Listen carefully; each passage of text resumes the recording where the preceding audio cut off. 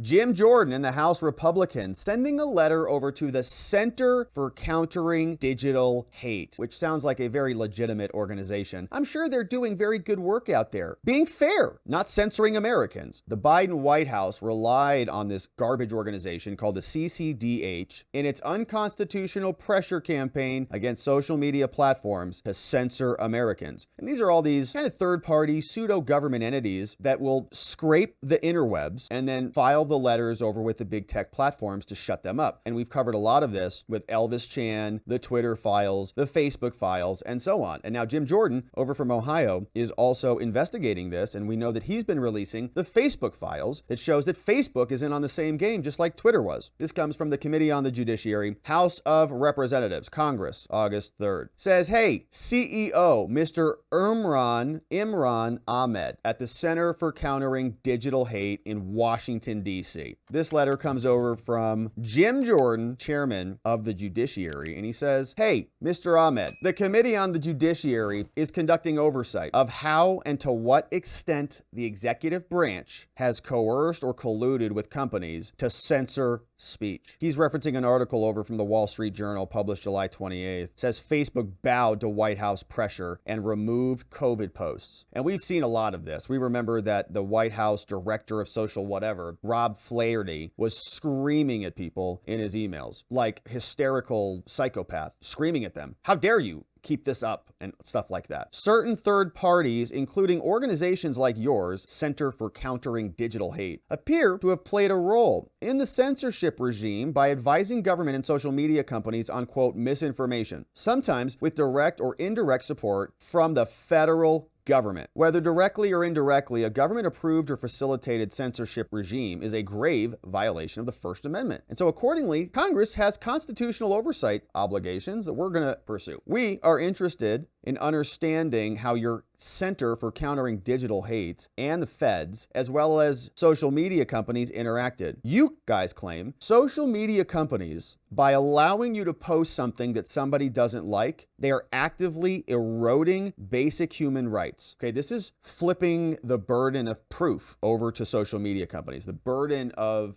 being civil citizens. They've got an obligation to do these things or else they're wrecking the country. And that's how they put the pressure back on them. Like, this is an egregious, legal, actionable thing. You can say, you're literally violating my civil liberties. I'm going to sue you. Why? Because you allowed this info on your platform that I did not like to exist. My civil rights are being violated, creating a cause of action with this new framing. According to its website, CCDH holds that social media companies are accountable and responsible for their business choices. It's going to basically lobby legally against them, advocating change from platforms and governments to protect our communities. You believe that? Protect their narrative and to indoctrinate their communities. The Biden White House relied on their official report titled The Disinfo Dozen in its unconstitutional pressure campaign against social media to censor people like Robert F. Kennedy Jr., who they maligned as being an anti-vaxxer, responsible for almost 2/3 of the anti-jab content on the platforms. And to assist our committee, the Judiciary, in its oversight, here's what we want from you, Center for Countering Digital Hate. All documents between you and the Biden administration related to the moderation, deletion, suppression,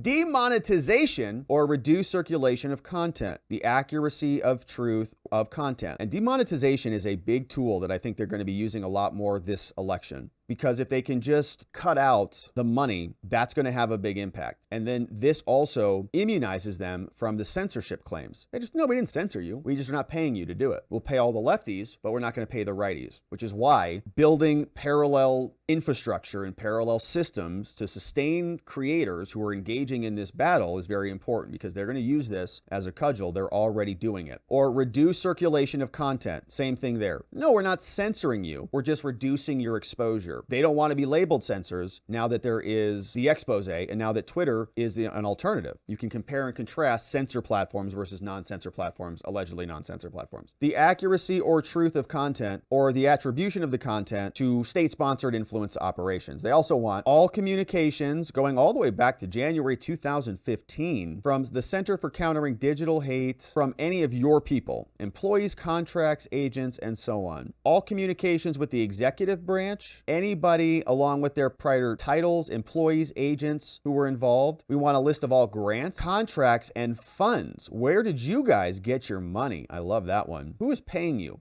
Please produce all documents and information no later than August 17th. Furthermore, this is a preservation letter. Don't delete anything, whether intentionally or negligently, including your text messages, punks. Be advised, we have the right to investigate civil liberties. Any questions, give us a call. Sincerely, your friend, Jim Jordan, over on the Judiciary Committee. Very nice. Now, this is important stuff because these organizations need to be counterbalanced. Republicans, I don't think, are doing anything like this to create these organizations, let's say, the Center for Ensuring Free Speech. This is soft lawfare power in action, using the law, creating this new claim about civil liberties to further their narratives. And the Republicans are at least waking up about it. We'll see if they start building some infrastructure to counterbalance it. But Jim Jordan sends a letter, and we'll see if he gets what he's looking for.